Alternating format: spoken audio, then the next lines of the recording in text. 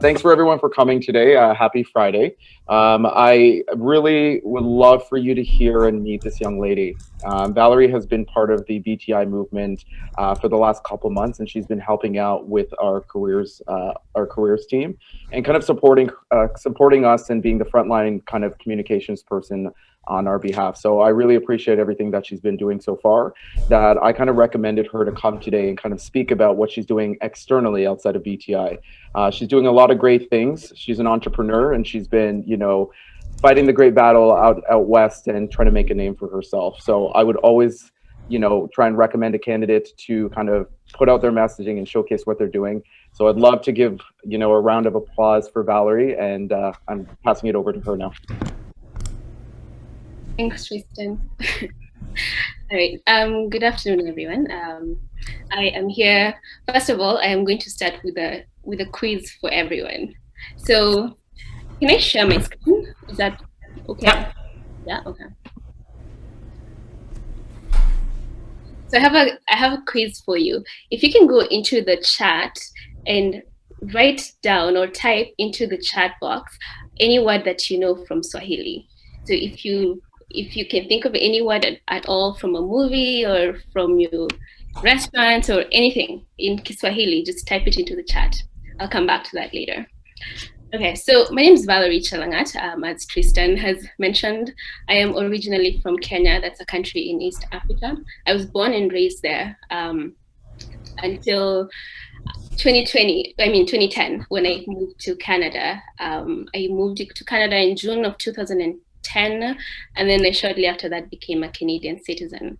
So having been born and raised in a different country and then coming here to Canada and seeing people living, a life that's very different from what I grew up with, I came to really appreciate my home country. When you grow up in a space where everyone looks like you and everyone does things in the way that seems normal for me. So all our social behaviors, all our cultural practices and the foods we ate were the same or mostly the same for everybody that I grew up around.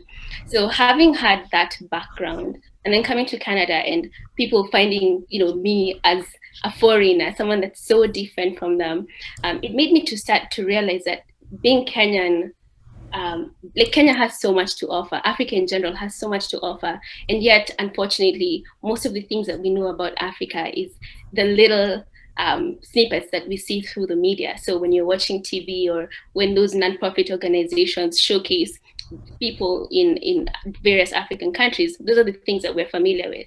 So I've come to realize that in most cases, when people think of Africa, they think of this dark space where we have, a lot of poverty and desert lands and wildlife.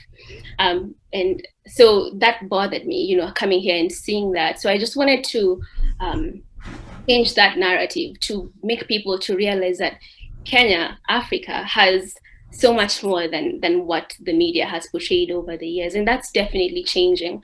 But as I kept interacting with people here in Canada, I also noticed that other immigrants from other parts of the world seem to suffer from a similar predicament. They too tend to be represented in a very specific lens. So as a writer and as a bookseller, I decided to focus on representing those voices of people from places that aren't known as well as I would like, or as well that as much as I would like them to be known. So I have to, I guess, just in a manner of background, I went to the University of Winnipeg for both my first and second degree. They're both bachelor's degrees. One is in business administration, which I got in 2014. And then I just graduated in February with a Bachelor of Arts in rhetoric, writing, and communication. Between those two degrees, I worked for the province of Manitoba for 8 years. And when I was there at one point, I just thought about my life and I was like, I don't think I want to be in this. As much as I enjoyed my job at the time, I knew that I wanted more for myself. So that's why I decided to go back to school and kind of work on becoming a better writer. So I did that. I'll be going into a master's program in June of this year, so I'm super excited about it.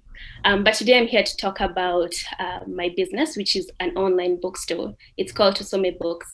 And so I'll just go back to the quiz that I gave you. Hopefully people have said a few things. I can't see the chat right now. Maybe Tristan, if you don't mind reading, are there comments? Yes, there's a couple comments, but I don't know how to pronounce all these names, so I do not want to butcher. I'm so glad you asked Tristan, because I thought you were going to ask me. I was like, I don't know if I'm the appropriate person to start narrating some of the words here. Do it, buddy. Nobody's going to go for it. I'll help you. Just tell me what they are. Okay, so there's. I may make fun of Tristan. I just have to give full transparency. Okay, so the first one Christian said was Ubuntu. Ubuntu. Ubuntu. Okay. There's another one that said Bakari, I think. Bakery. I think this one is Njema. Njema? Is that Njema? Yes, I believe. Okay. There's a couple other ones. This one's kind of hard. Nili Zaliwa in Burundi. Yes, so that means I was born in Burundi. Thank you. So Njema means well, to be well. I was actually hoping for a few other words that are a lot more common than the ones you guys came up with. I mean, those are good as well. Ubuntu is not really a Swahili word, but it's something that's known in Africa. It's just the art of looking out for other people while they look out for you. It's a concept, and I think it's actually from South Africa. Anyway, I was hoping you guys would say safari. So safari means journey, to travel, right? And that's from Africa. So when people say I'm going on safari, you're actually saying I'm going on a journey. Another one in Lion King, Hakuna Matata. I'm sure everyone's heard that before. So, yeah, so it means no worries, right? As they sing in the song. And then Simba, the lion in the movie Lion King. So that also just means lion. Anyway, so today I'm introducing an extra word for you to your Swahili vocabulary. That's Tusome. Tusome is a Kiswahili word, and Kiswahili is a language that's spoken in several African countries, which is why I kind of wanted to see what people think, because some of these things come up in movies and in music. So Tusome means let's read or lisons, and it's the name of my bookstore. It's called Tusome Books. It's an online platform where we sell books that represent marginalized voices. And this, when I say marginalized voices, I mean both voices that are marginalized here within our country, Canada, but also other places outside of Canada that tend to be misrepresented or not represented enough. And so when I started the bookstore in October of 2019, initially we carried books by authors from Africa, Asia, and the Middle East. And we also included books that carry subject matter from those places. A few months into the business, we also incorporated books by Canadian Indigenous authors, by LGBT voices, people with disabilities, and people with chronic illnesses. And I think it's important to have all this representation, because when we read books by all these different voices, we're able to equip ourselves, with tools to enable us to kind of think more clearly when we're making decisions as leaders in our various spaces. You make better decisions when you kind of understand a little more about different people and different, their different cultures and their different social behaviors.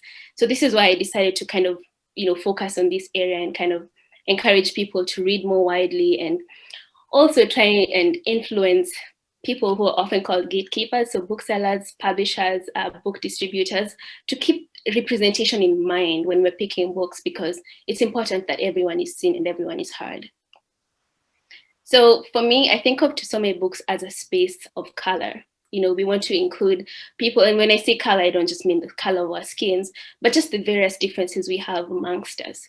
If we can have a space where everyone feels welcome, where everyone feels represented, then I think we're looking at a better world, down the line. And I just wanted to say, we've had very positive feedback at the bookstore. These are just some reviews that I captured from Google, but we've had people come into the bookstore and say that because of that exposure, they've been able to read books that they would not necessarily have picked up on their own, just because we tend to, highlight specific voices.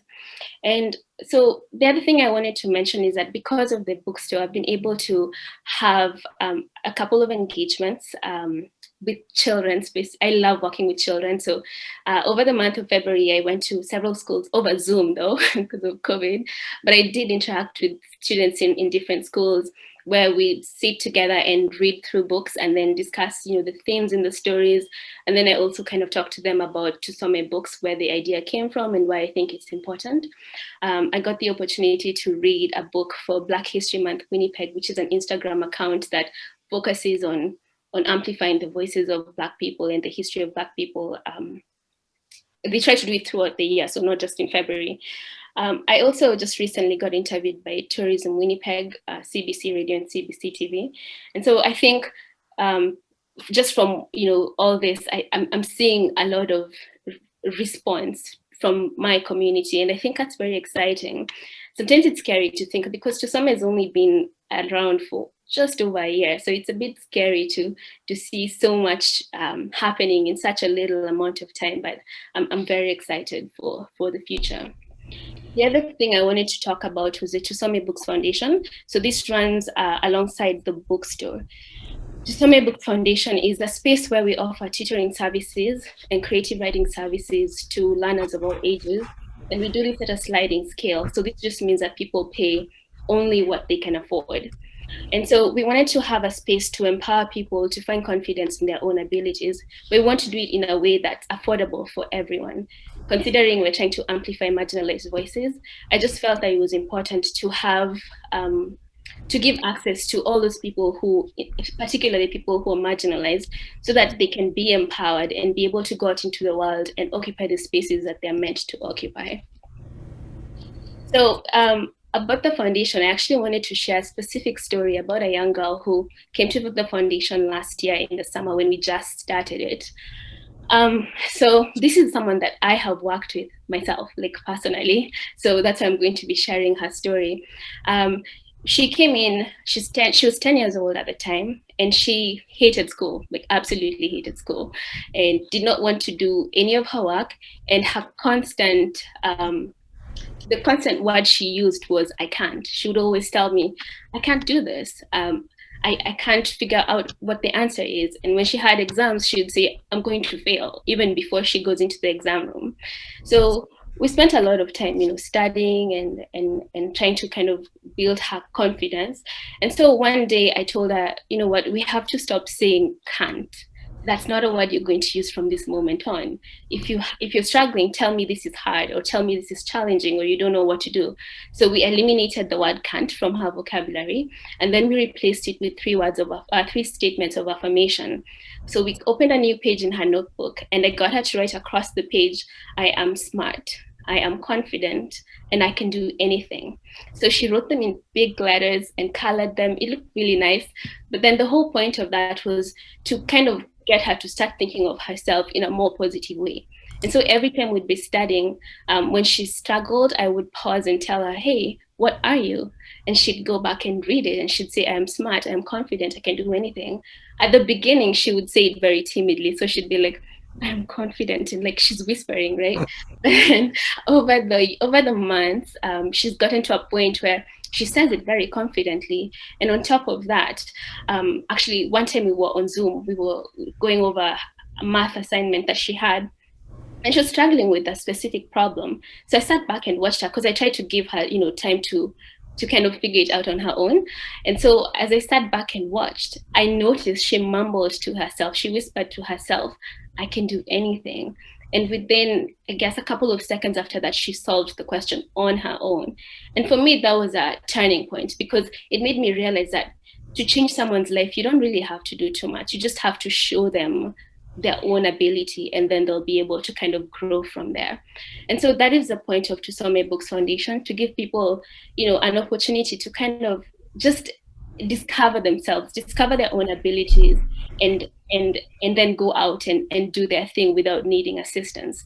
So this girl she got her report card just last week, and her teacher says that she's improved across the board. So every class that she's been taking, every subject she's taken, she's improved. And her teacher says she's more positive in class, she participates, she engages with people. And so I'm very excited for her. On my birthday in February, she wrote me this note along with a little present that she gave to me. And I wanted to share this with all of you today. She said, "Did you know that all the gifts in the world would not be enough for everything you have done? Also, I wouldn't have been doing so well in school. I used not to like school and thought that everything was hard. But after you started helping me, I enjoyed school and I'm willing to try hard things."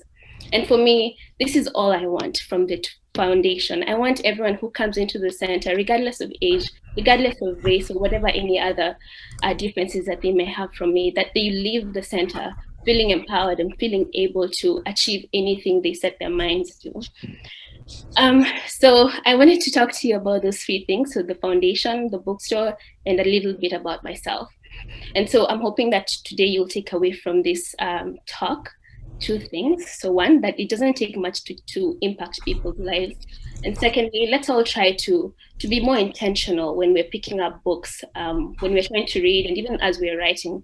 We need to all be more intentional so that we can ensure that everyone is seen and everyone's, and we also learn, from all of that diversity.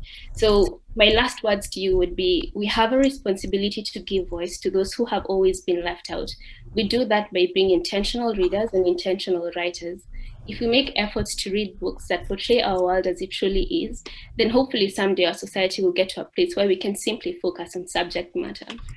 Thank you for giving me an audience.